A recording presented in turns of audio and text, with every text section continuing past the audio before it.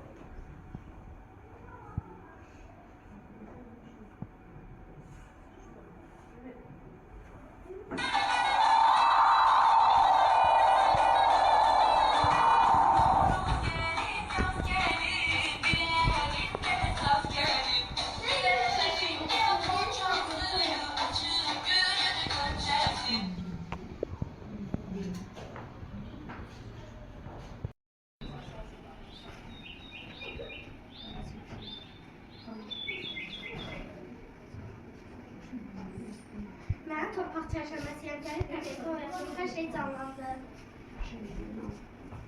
Su gəlib oynadı bütün torpaqlar, od yandı isimli soyuq ocaqlar, yel əzdi tərpəndi yaşıl torpaqlar, yarpaqlar, torpaq da sallandı gəldi canına, Novruz hazırlaşır kök alanına. Rəqslər çıxır bu aləmə.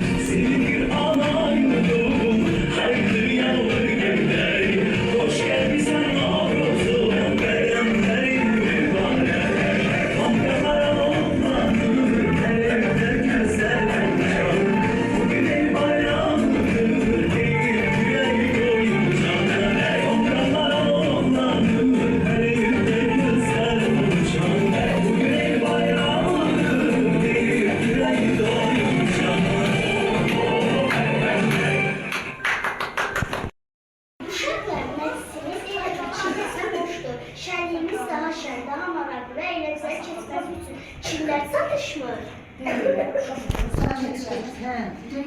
Çosra keçən. Ay ola, çosar keçər. Çosra keçən.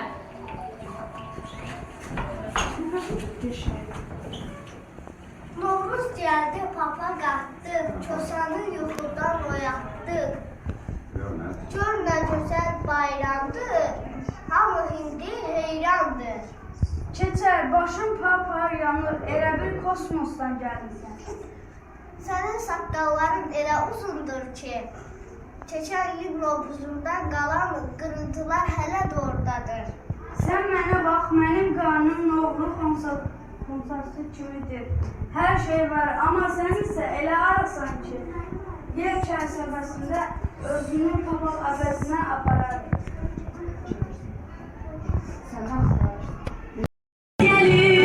Təbiət oyandı, gül açır hər yer. Süfrədə səməni, şəkər buralar. Kosa ilə keçər gəlir, gülüşlər saçar. Ton dalğalıyam, hamımız birlikdə. Baharın sevincini yaşayaq qəlbimizdə. Bu gözəl nağıl heç bitməsin. Bu gözəl nağıl heç bitməsin.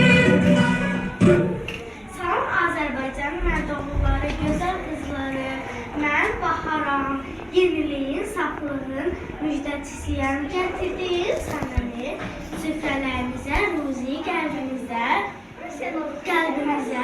fərəh gətirsin. Qoy bir küsürlər barışsın, dərdli olanlar sevinsin. Bayramınız mübarək.